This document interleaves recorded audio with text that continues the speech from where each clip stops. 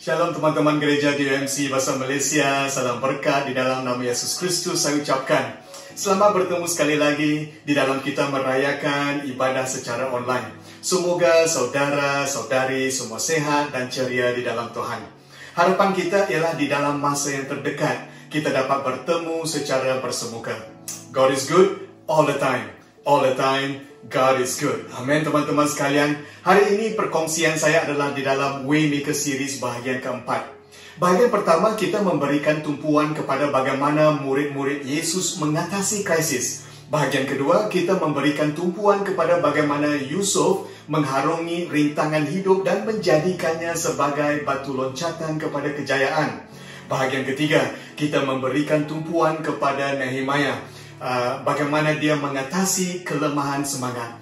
Dan hari ini, bahagian keempat, kita akan melihat bagaimana Nuh berpegang kepada visi Tuhan yang akan mengajar kita bagaimana mempraktikkan ketekunan kita kepada panggilan Tuhan. Yang apabila orang lain tidak memahami atau tidak mengerti panggilan hidup kita.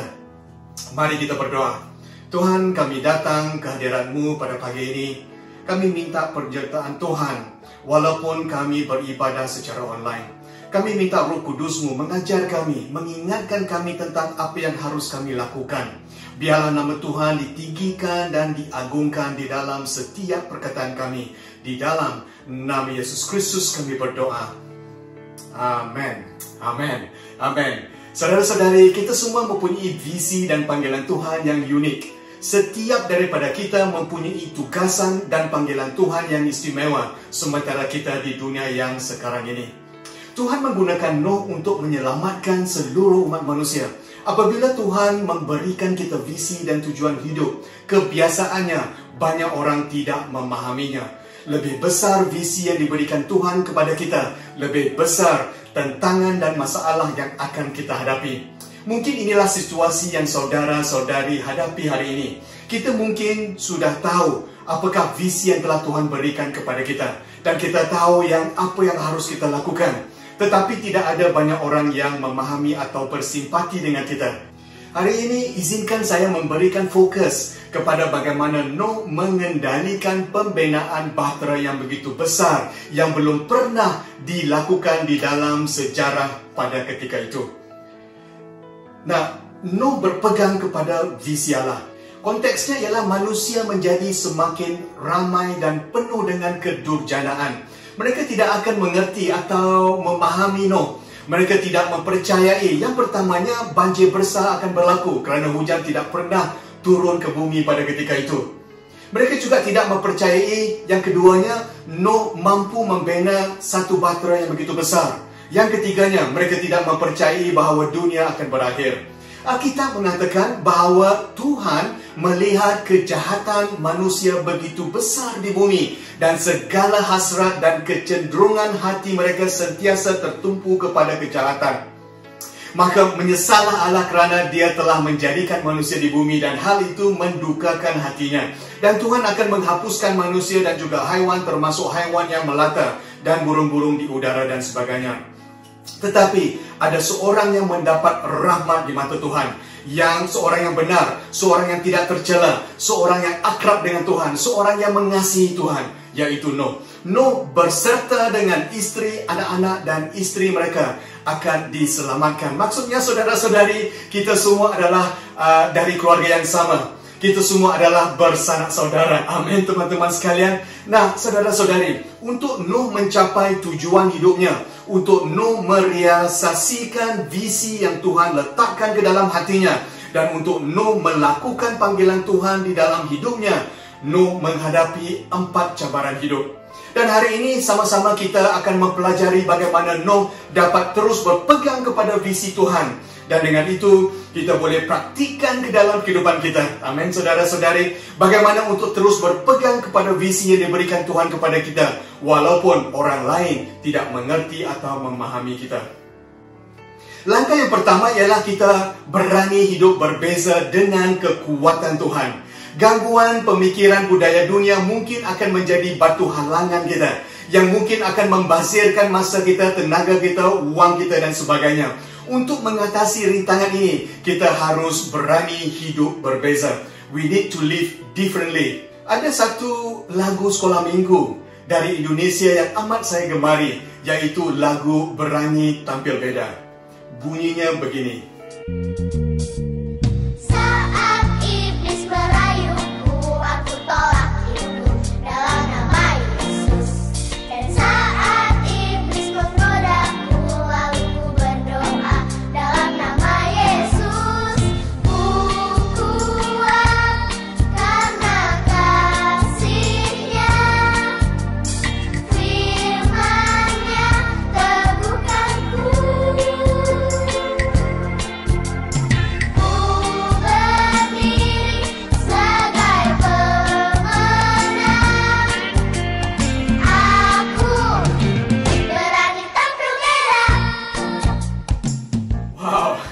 Walaupun ini adalah lagu sekolah minggu saudara-saudari, tetapi sangat powerful. Amin teman-teman sekalian. Ini penting. Jikalau kita tidak settle isu ini, yaitu berani hidup berbeza, kita tidak akan memenuhi panggilan Tuhan di dalam hidup kita. Kejadian 6:9. Inilah riwayat Noh. Dalam kalangan yang sezaman dengannya, Noh seorang yang benar dan tidak tercela. Dia hidup akrab dengan Allah. Nah saudara-saudari, Noh adalah orang yang di kalangan sezaman dengannya, yang hidup berbeza, seorang yang benar dan tidak tercela. Jikalau kita ingin melakukan sesuatu yang signifikan, sesuatu yang bermakna, ataupun sesuatu yang berarti dengan hidup kita, ia haruslah dilakukan meskipun di dalam budaya dunia dan bukan kerananya. If we want to do something significant, it has to be in spite of culture and not because of it. Maksudnya kita harus berani hidup berbeza dari budaya sekarang, selaras dengan firman Tuhan. Pemikiran budaya dunia akan mengganggu panggilan kita di dalam hidup saudara-saudari. Mengapa? Contohnya, keseronokan ataupun pleasure. Budaya dunia adalah penuh dengan keseronokan, living for fun, entertainment, penghiburan dan sebagainya. Harta kekayaan pula, budaya dunia melihat kejayaan seseorang dengan berapa banyak harta yang kita miliki. Popularity, budaya dunia selalu memikirkan apa yang orang lain fikirkan tentang diri mereka. Teman-teman sekalian, kita tidak boleh fokus untuk menjadi popular dan pada masa yang sama memenuhi panggilan Tuhan di dalam hidup kita. Wang pula, dunia mengajar kita bahawa tujuan utama manusia ialah untuk menjadi kaya dan mengumpulkan harta benda. Mencari wang tidak salah saudara-saudari, tetapi cinta kita kepada wang adalah punca segala kejahatan. Kita tidak boleh menjadi hamba kepada Tuhan pada masa yang sama menjadi hamba kepada wang. Apa yang pertama? Itulah Tuhan kita. Amin teman-teman sekalian. Kejadian 6:11-12. Pada ketika itu bumi sudah hancur di hadapan Allah dan penuh dengan keganasan. Allah mengamati bumi dan sesungguhnya betapa hancurnya bumi kerana kehidupan semua manusia bergelumang dengan dosa. Jadi saudara-saudari, apakah budaya dunia kita yang sekarang ini menuju ke arah kebencian atau kasih? Apakah ia menuju ke arah keganasan atau kedamaian? Apakah dunia yang sekarang ini menuju ke arah kekasaran atau kelemah lembutan? Yesus mengatakan di dalam Lukas 17:26, sebagaimana yang berlaku pada zaman Noh, demikianlah kelak pada zaman Anak Manusia. Wow, kita tidak tahu bila Tuhan akan datang kembali, tetapi kita akan tahu musimnya. Inilah hala tuju budaya yang sekarang ini, kebencian, keganasan, kekasaran, kehancuran, kedosaan dan sebagainya. Kan saudara-saudari? Kejadian 6:8, tetapi Noh mendapat rahmat di mata Tuhan. Mengapa Noh mendapat rahmat di mata Tuhan, saudara-saudari? Kerana dia hidup berbeza dari orang sezaman dia pada ketika itu. Dia tidak mengikut budaya masyarakat. Dia adalah seorang yang counter culture. Dia tidak risau sama ada dia seorang yang selaras dengan budaya dunia ataupun tidak. Dia tidak mengikut tren terkini. Dia berani hidup berbeza. Saudara-saudari, we can only make a difference by being different, right? Kita hanya boleh melakukan perubahan dengan menjadi seorang yang berbeza. Izinkan saya tanyakan soalan pribadi. Apakah kita mahu menjadi ejen perubahan dunia ini? Apakah kita mahu menjadi ejen perubahan keluarga kita?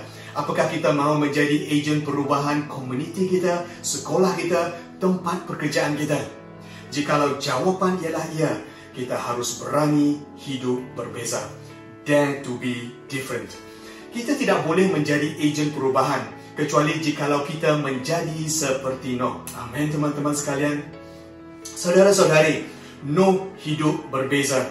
Great people never follow the crowd. Orang yang hebat tidak sekali-kali akan mengikut orang ramai.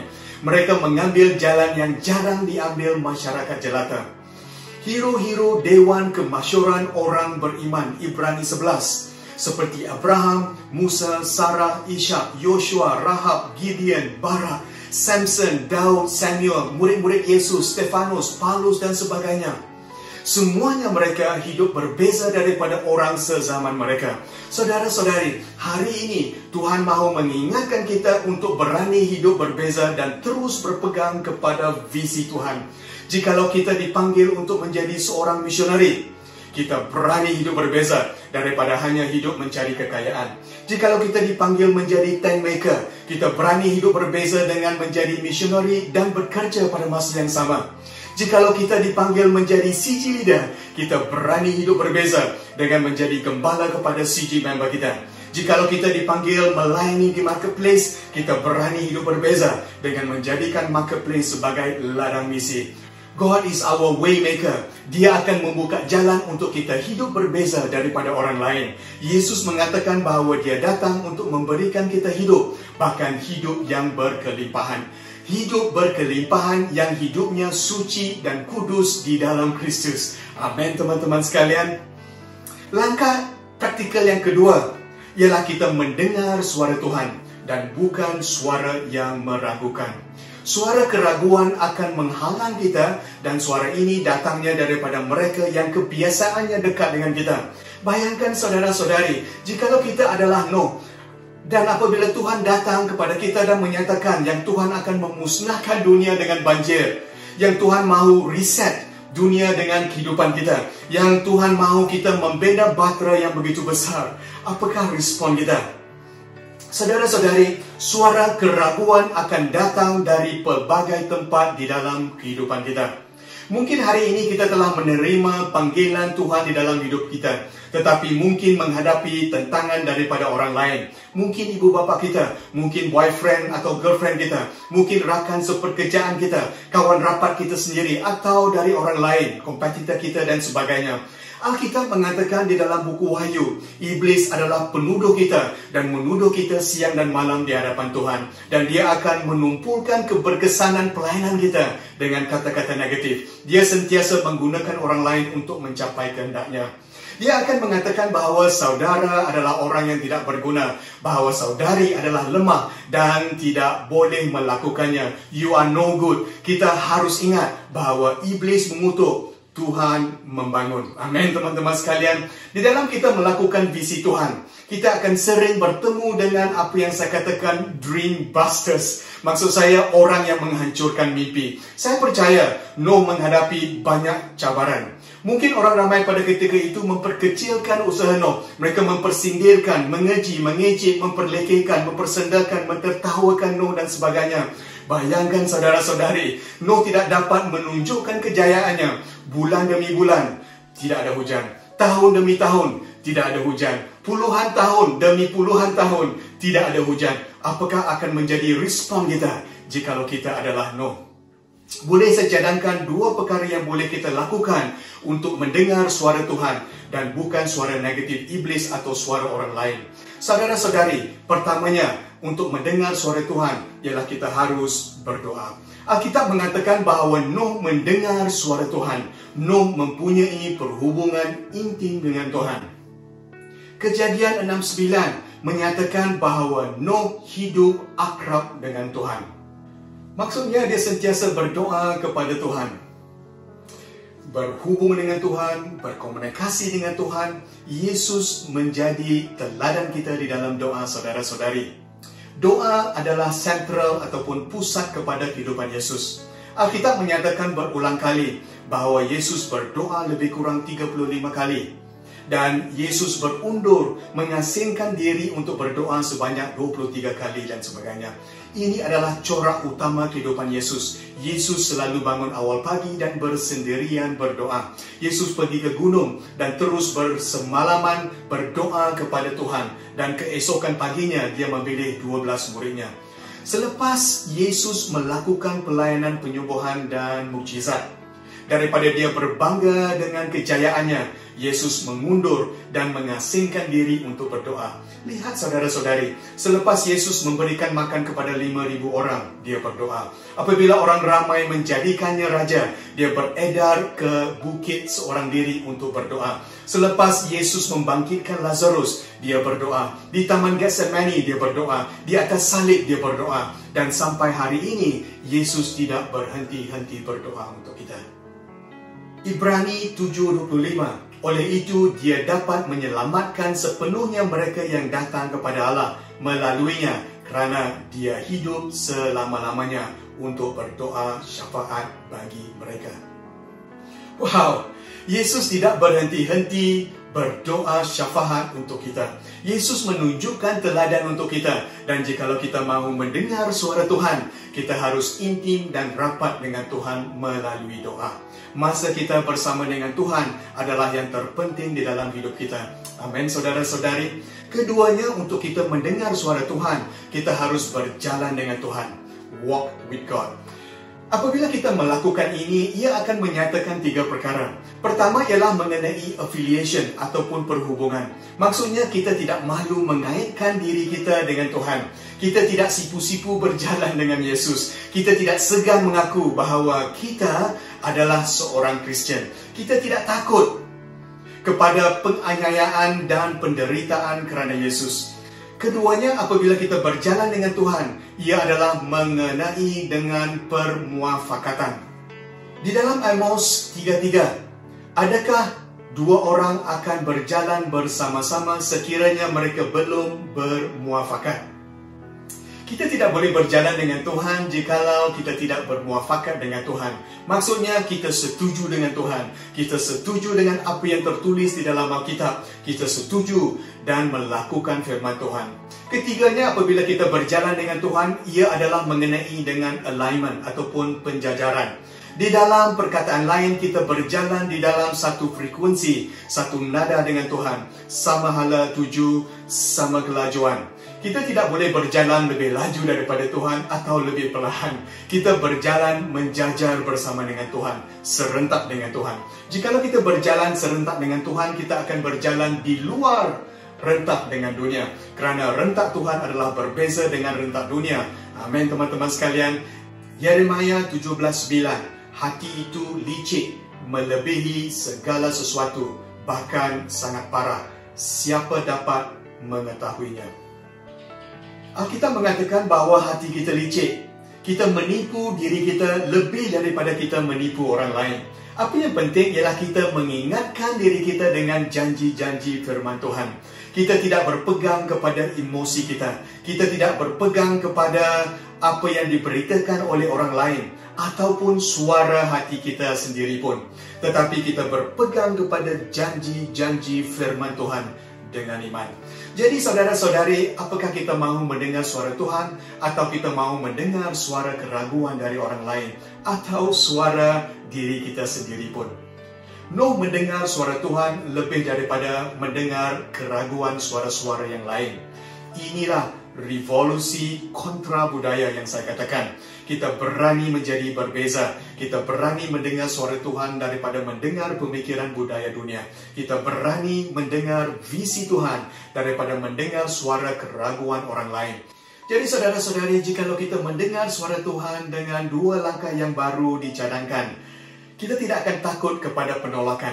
Kita tidak akan takut kepada komen orang lain. Kita tidak akan takut kepada penyingkiran. Kita tidak akan takut kepada kritikan, celaan, keancaman orang lain. Kita tidak menyerah kalah. Kita tidak jemu berbuat baik. Kita tidak kecil hati. Kita tidak putus asa. Kita tidak lemah semangat.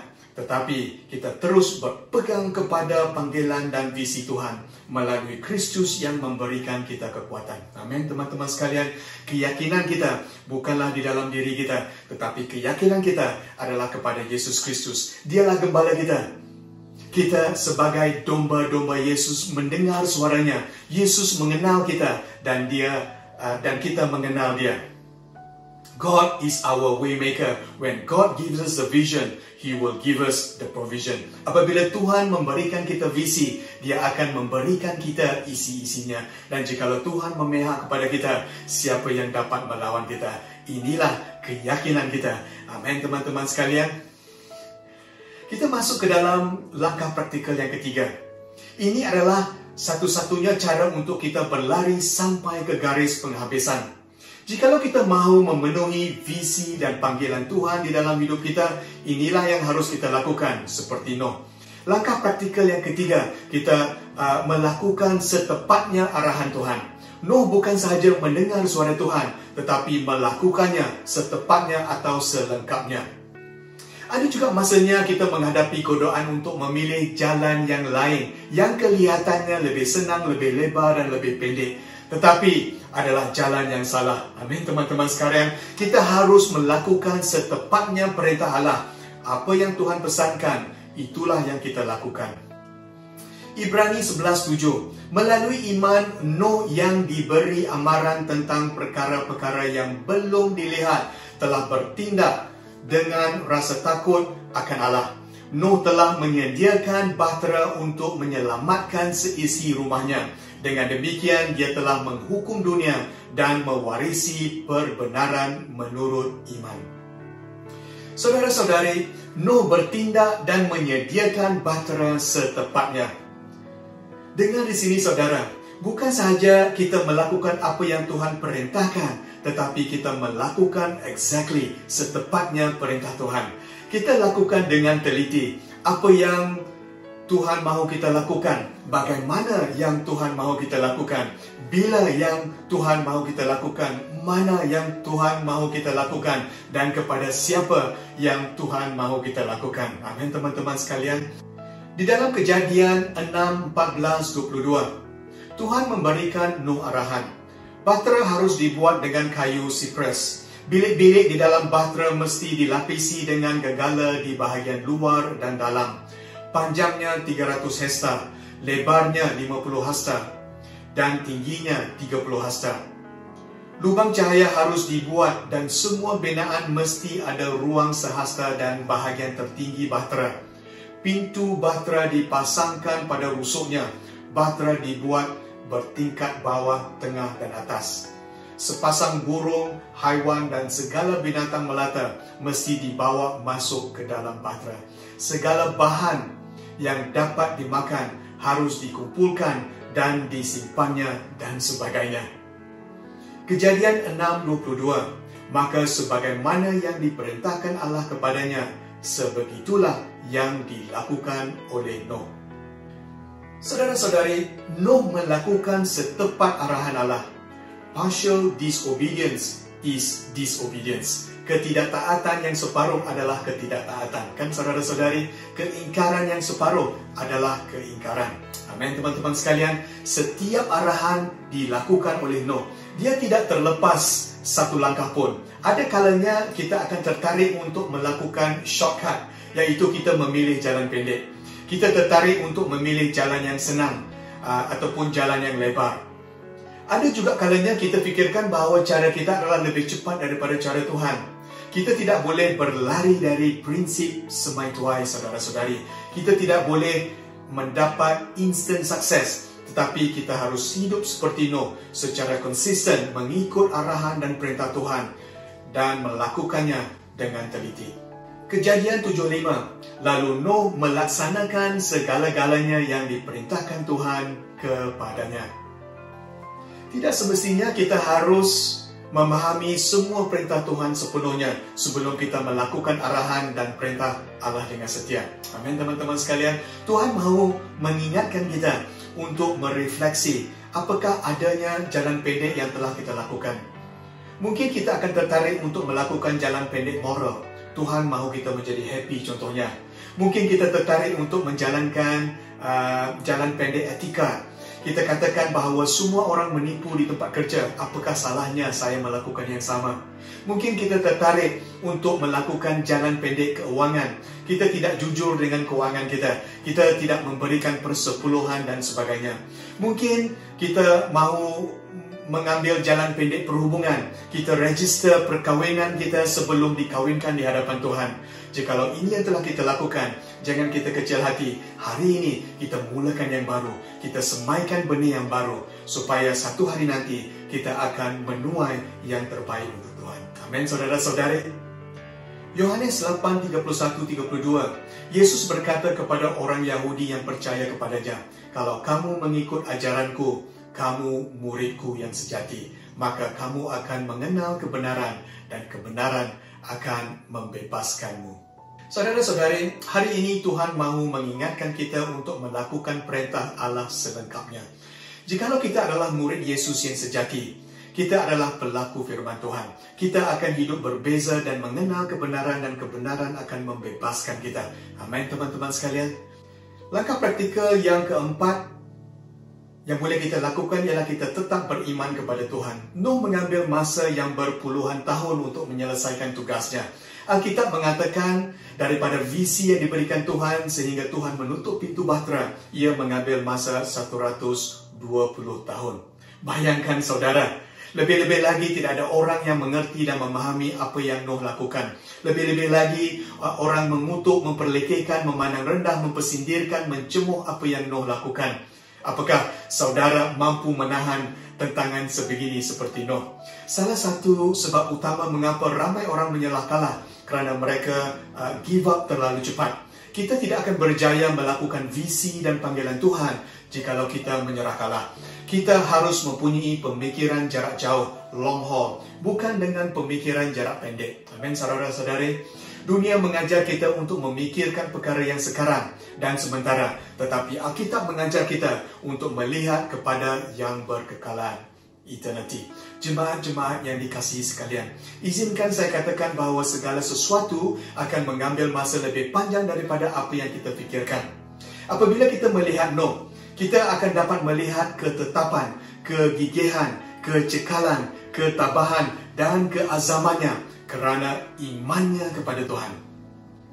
Ibrani 11:7. Melalui iman, Nuh yang diberi amaran tentang perkara-perkara yang belum dilihat telah bertindak dengan rasa takut akan Allah. Nuh telah menyediakan bahtera untuk menyelamatkan seisi rumahnya.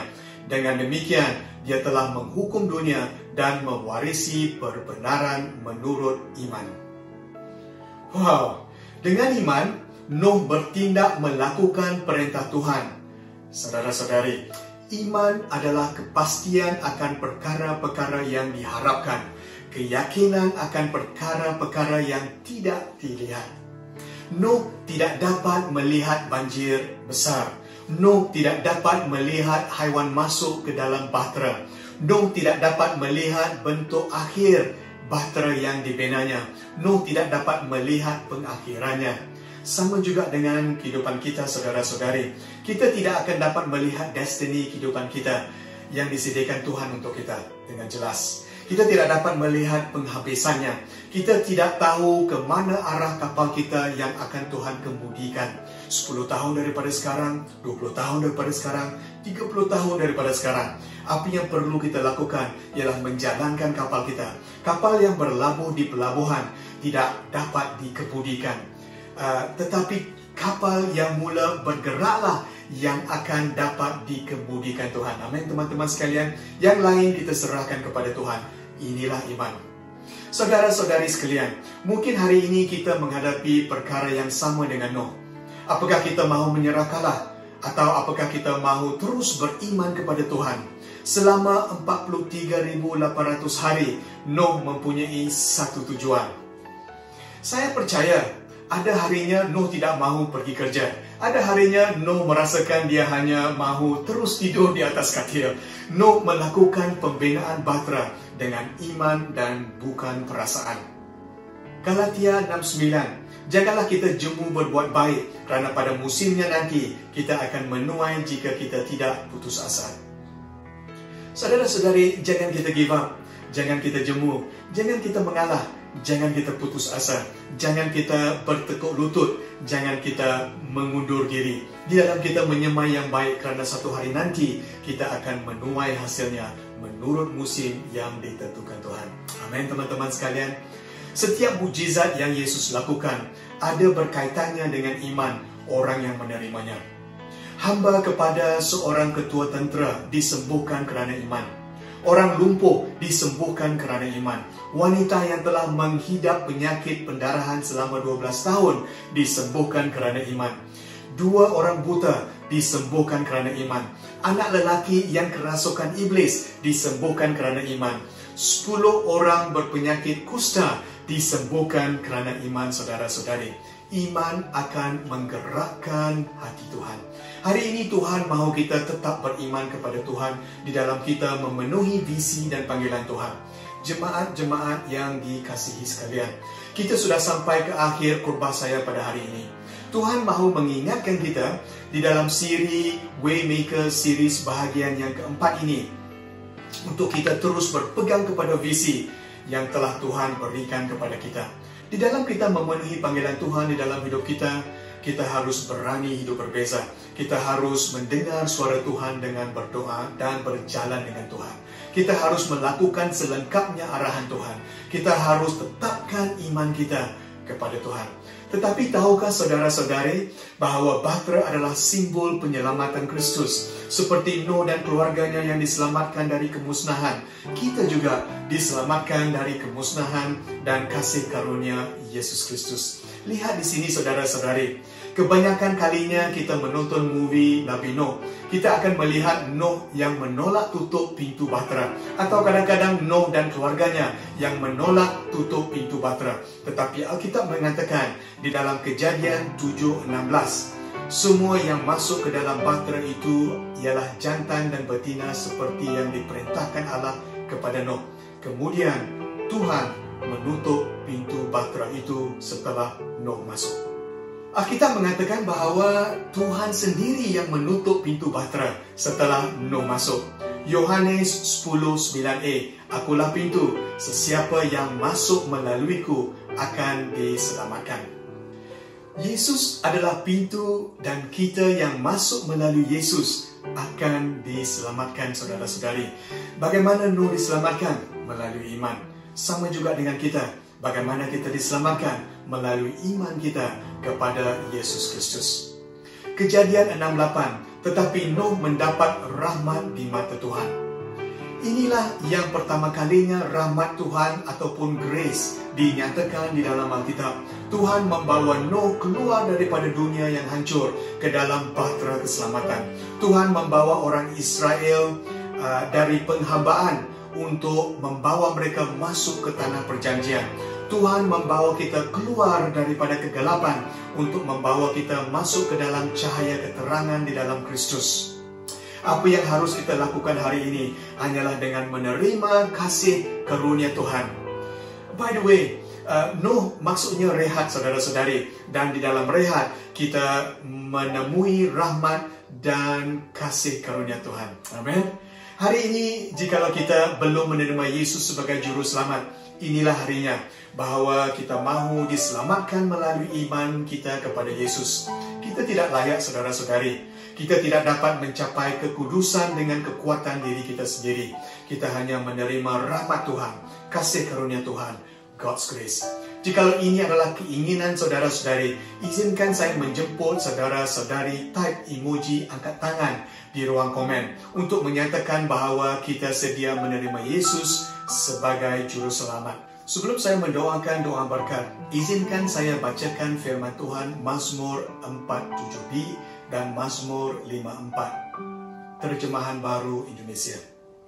Mazmur 47b, biarlah cahaya wajahmu menyinari kami, ya Tuhan. Mazmur 54, Tuhan, pada waktu pagi Engkau mendengar seruanku. Pada waktu pagi aku mengatur persembahan bagimu dan aku menunggu-nunggu. Saya akan mainkan lagu yang diciptakan oleh anak muda orang asli dari Gua Musang dengan menggunakan ayat dari Mazmur 47b dan Mazmur 54 ini. Sekumpulan anak muda yang pertama kali saya bertemu dengan mereka adalah mereka yang tidak ada tujuan di dalam hidup mereka. Tetapi sekarang mereka telah menerima Yesus sebagai juru selamat kehidupan mereka. Tuhan menggunakan mereka dengan luar biasa sekali, saudara-saudari. Tuhan telah memanggil mereka untuk melakukan apa yang terbaik untuk Tuhan di perkampungan mereka. Walaupun mereka menghadapi banyak cabaran, mereka tetap berpegang kepada visi yang diberikan Tuhan kepada mereka. Mari kita sama-sama mendengar lagu mereka. Semoga lagu ini memberkati dan melayani saudara-saudari semua.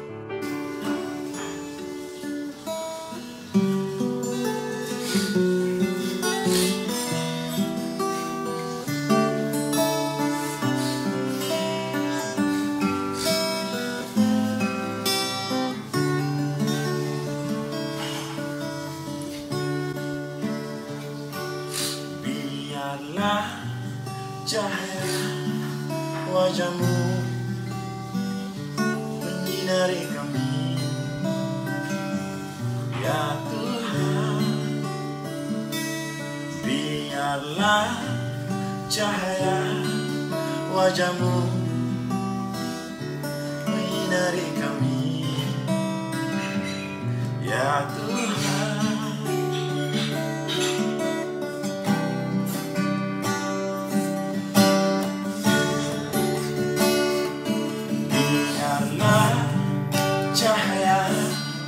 Wajahmu menyinari kami, ya Tuhan. Biarlah cahaya wajahmu menyinari kami, ya Tuhan.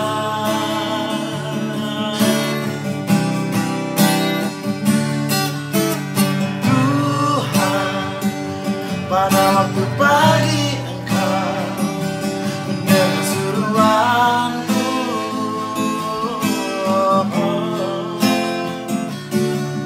pada waktu pagi aku mengatur persembahan bagimu, dan aku menunggu.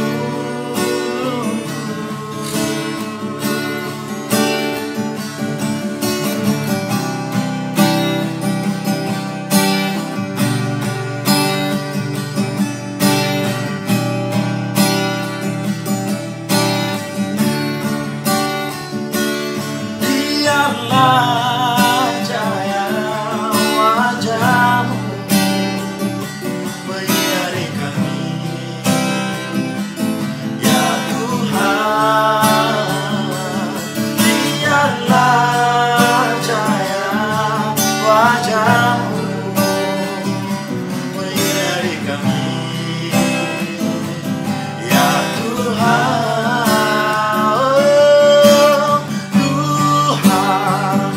Pada waktu pagi Engkau mendengar seruanku,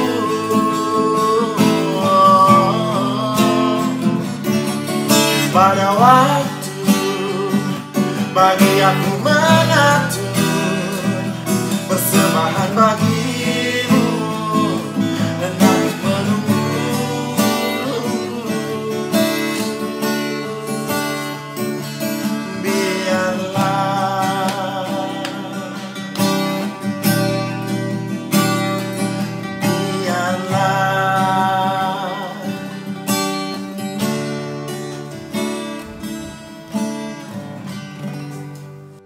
Wow, setiap kali saya mendengar lagu ini, saya secara pribadi sangat diberkati. Dan kita sudah sampai ke akhir ibadah kita pada hari ini.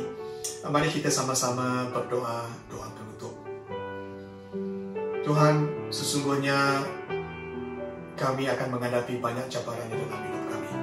Biarlah pada pagi ini kami akan terus berpegang kepada visi dan panggilan Tuhan di dalam hidup kami, supaya kami hidup dengan berani untuk hidup berbeza dengan kekuatan Tuhan, supaya kami mendengar suara Tuhan dengan berdoa dan berjalan dengan Tuhan, supaya kami melakukan setepat arahan Tuhan, supaya kami tetap beriman kepada Tuhan. Terima kasih Tuhan, teguhkan iman kami pada hari ini dengan pertolongan Roh Kudus-Mu. Marilah kita terima berkat Tuhan. Jadi pulangan dengan berkat Tuhan seperti yang tertulis di dalam Bilangan 6:24-26. Tuhan memberkati engkau dan melindungi engkau. Tuhan menyinari engkau dengan wajahnya dan memberi engkau kasih karunia. Tuhan menghadapkan wajahnya kepadamu dan memberikan engkau damai sejahtera. Dan saya doakan semua ini di dalam nama Allah Bapa, Anak, dan Roh Kudus. Amin. Amin. Amin. Terima kasih saudara-saudari. Sampai kita bertemu sekali lagi. Tuhan memberkati. Shalom.